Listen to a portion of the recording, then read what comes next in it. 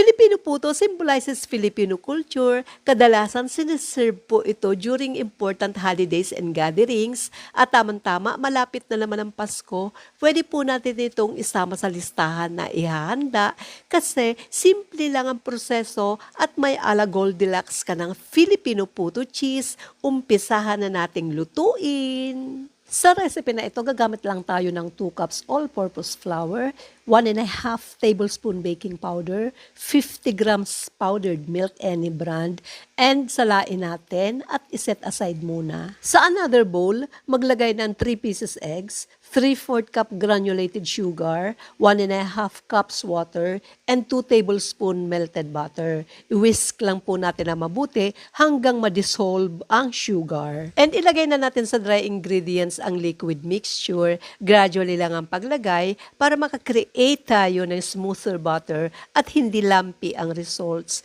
Scrape din natin ang all side ng mixing bowl. Ilagay na natin sa puto mold ang mixture. Depende po sa inyo ang size na gusto nyong gamitin. Lagyan din natin ng keso sa ibabaw. Make sure na nagbo-boil na ang tubig before ilagay ang puto cheese at lagyan ng cloth ang takip para hindi matuluan ang mixture. Pagkatapos ng 20 minutes, luto na po siya at i-steam pa natin yung natitira pang puto mixture. Palamigin natin ng konti before tanggalin sa mold. At pwede na po nating i-enjoy ang ating napakasimpleng recipe na puto.